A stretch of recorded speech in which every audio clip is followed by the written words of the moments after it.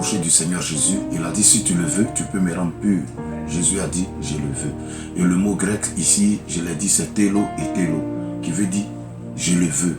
C'est ma passion. C'est pour ça que je suis venu. Je prends plaisir à cela. C'est ce que je veux pour l'humanité. Et puis Jésus pose sa main sur sa lèpre. Ce qui était interdit à un rabbin en Israël. Mais comme pour dire, non seulement je te guéris ton corps, mais je t'intègre, je t'accepte. Voilà. Parce que voyez-vous, un homme qui est lépreux, il était isolé. Donc il n'avait plus accès à son épouse, il n'avait plus accès à ses enfants, il n'avait plus accès au culte, il n'avait plus accès à la communion fraternelle, il n'avait plus accès au public.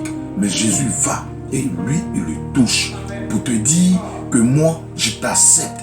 Donc Jésus fait en lui une guérison intérieure. Là où il est rejeté, brisé, abandonné, Jésus l'intègre. Jésus guérit son corps, Jésus guérit même ses émotions qui étaient brisées. Jésus le guérit spirituellement. C'est sa volonté de guérir. Lorsqu'il a créé l'homme au commencement, en l'homme il n'y avait pas de maladie. Nous sommes faits à l'image de Dieu. Si Dieu ne tombe pas malade, Dieu ne nous voudrait pas malade. Ce qui nous rend malade, souvent c'est notre ignorance. Nous mangeons mal, la maladie, mal manger peut nous rendre malades. Et il y a le péché qui a fait que la maladie est venue sur la terre. Quand Dieu a créé la terre, il n'y avait pas de maladie. Mais Romains 5, verset 17 dit, le péché, la mort, la malédiction, la maladie, toutes ces choses-là sont entrées ensemble sur la terre. Et puis, nous avons vu la dernière fois, le samedi dernier, le message sur la Sainte Seine. La Sainte Seine, donc, c'était une alliance que Dieu a donnée à Israël, qui est devenue une institution pour marquer sa sortie d'Israël. Ils ont mangé de l'agneau et ils ont mis son sang sur les linteaux des portes. Et quand l'ange de la mort venait, à cause du signe qui était devant la porte, l'ange de la mort devait outrepasser les maisons où se trouvait le sang. Et le psaume 105 verset 37 dit, lorsqu'ils ont mangé l'agneau pendant 40 ans, ils ont marché, leurs pieds ne se sont pas affaiblis, ils ne sont pas tombés malades. Le mot ici qu'on a voulu faire ressortir, c'est le mot hébreu kalash. Donc ils n'ont pas connu d'infirmité, ils ne se sont pas affaiblis, ils ne sont pas tombés malades, ils sont restés en bonne santé pendant 40 ans parce qu'ils ont mangé de cet agneau. Alors si un petit agneau, un animal a aussi tant de pouvoir de par son sang et de par sa chair à assurer la bonne santé, qu'en est-il donc de l'agneau de Dieu sans tache qui est descendu du ciel? Son sang nous purifie de tout péché. Sa présence sur nous dit à Satan que nous sommes marqués, nous appartenons à Dieu. Et Apocalypse 12 dit, et ils l'ont vaincu par le sang de l'agneau. Donc nous sommes marqués, nous appartenons à Dieu, nous mangeons le corps de Christ pour avoir la victoire et démontrer la victoire de Christ sur la maladie. Donc à la troisième session, nous parlons ce soir donc de la rédemption.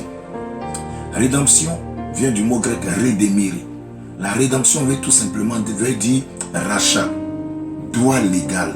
Dieu nous a rachetés, Dieu a un droit légal sur nous. Dieu habite en nous. Nous sommes le temple de Dieu, le temple du Dieu vivant. Dieu prendra soin de son temple.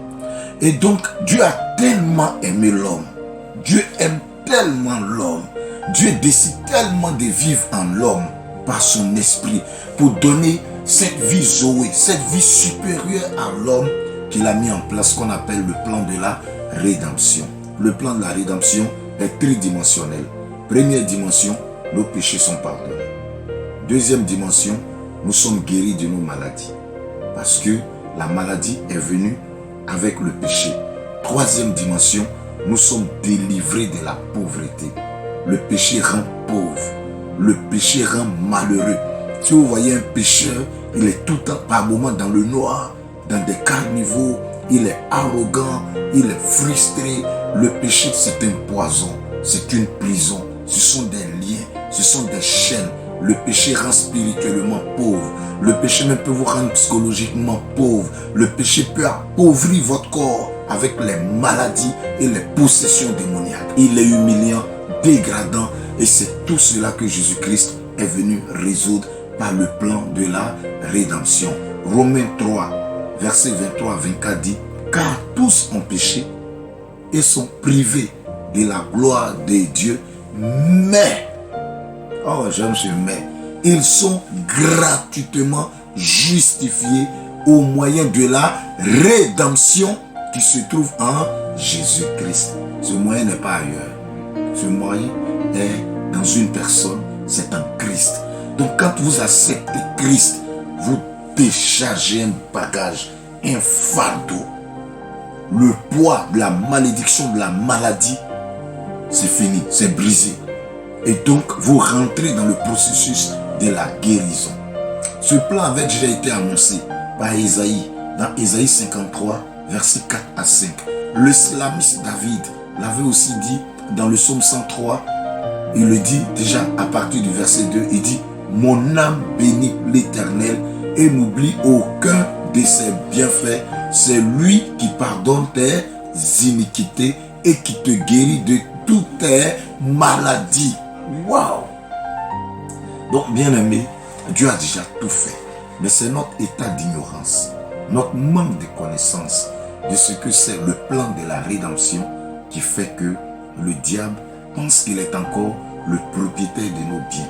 Mais par le plan de la rédemption, c'est le signe que nous appartenons désormais à Dieu. Dieu nous a marqués par son sang. Nous sommes sa propriété. Nous vivons pour lui. Nous vivons avec lui.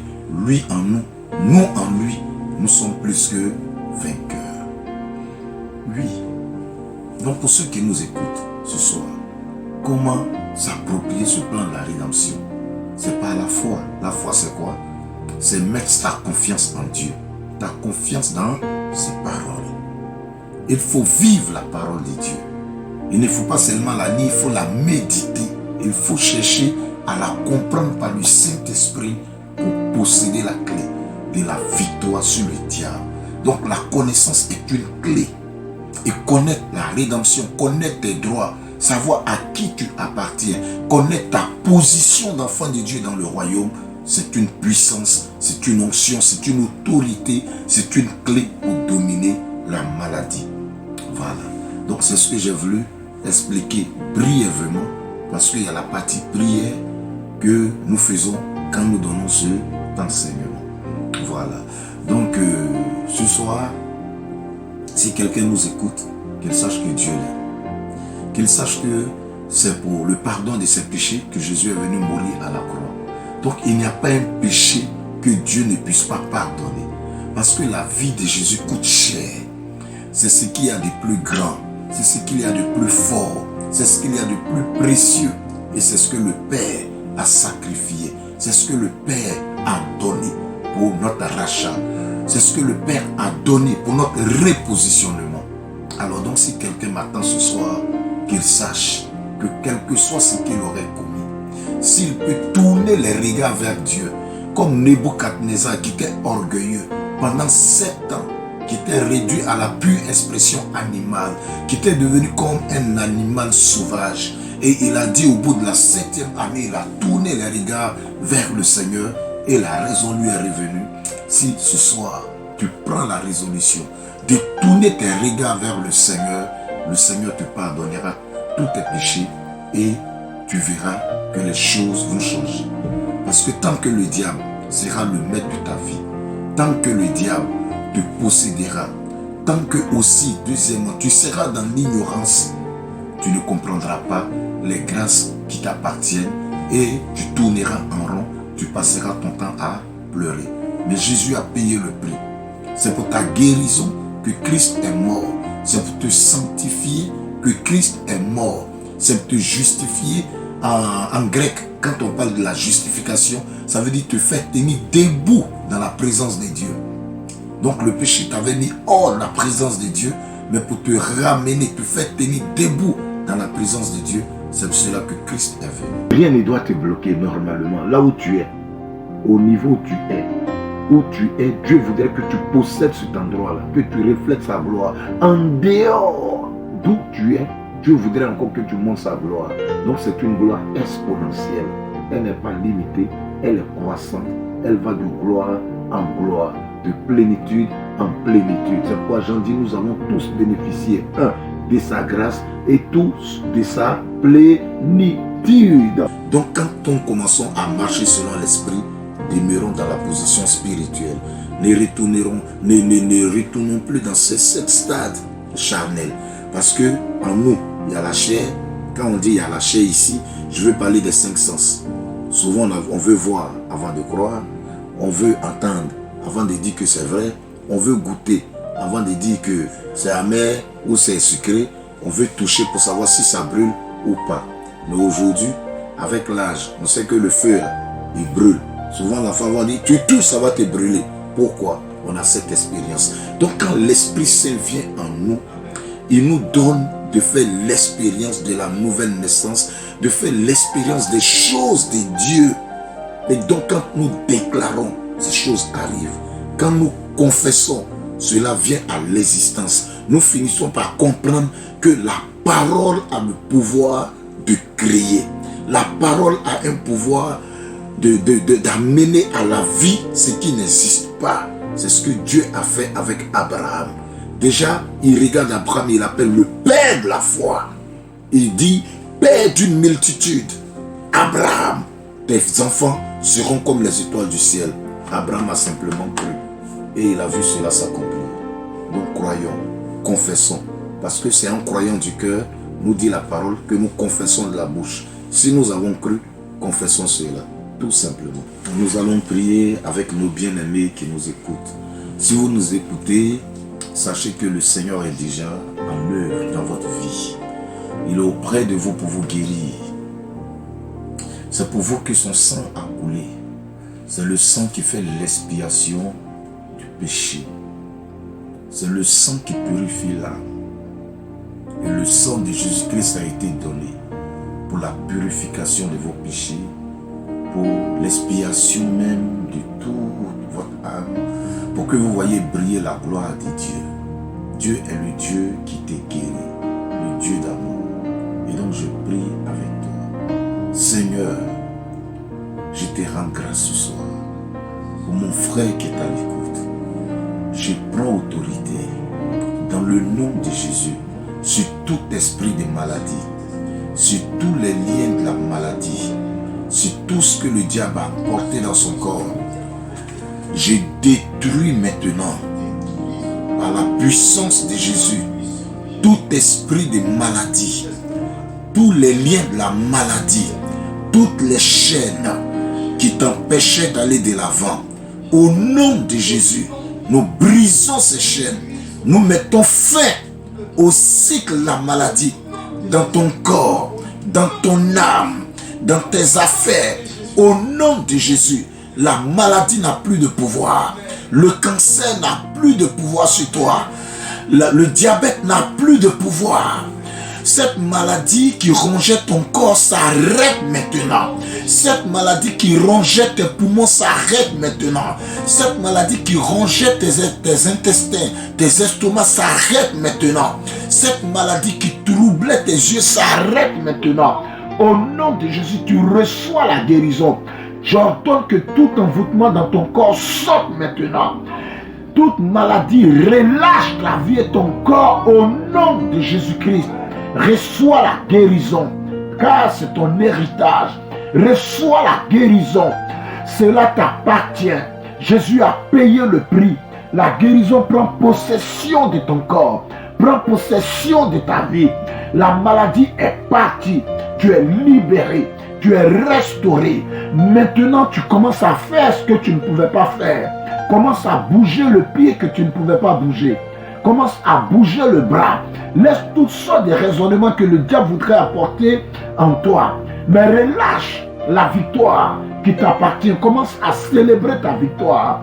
Commence à glorifier Dieu qui est en toi. Commence à bénir le Dieu qui t'a communiqué cette victoire.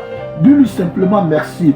Comme un petit enfant à qui son père dit, je vais t'acheter un vélo, et il lui achète ce vélo. L'enfant dit à tous ses amis, oh, mon père m'a donné un vélo. Commence à dire partout que ton père t'a guéri, ton père t'a libéré, ton père t'a restauré. Commence à lui donner gloire. Commence à déjà à te voir oui, dans une nouvelle dimension. Tu es resté longtemps couché, mais ce soir tu es libéré de cette prison. Le lit ne sera plus la prison dans laquelle le diable a voulu te clouer. Tu es longtemps resté condamné dans cette maison à cause des oppressions, à cause de l'obscurité, à cause des ténèbres. La lumière de Dieu jaillit puissamment dans ta vie. Et elle te donne d'aller de gloire en gloire. Ton sein est guéri.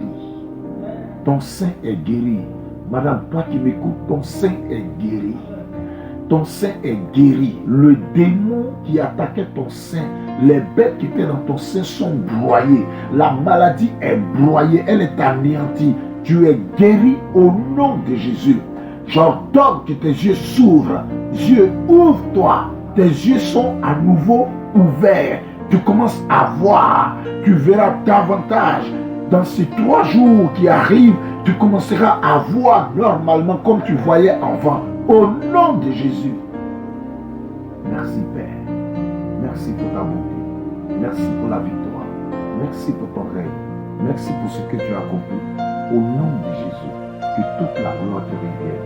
Père, nous avons prié. C'est au nom de Jésus.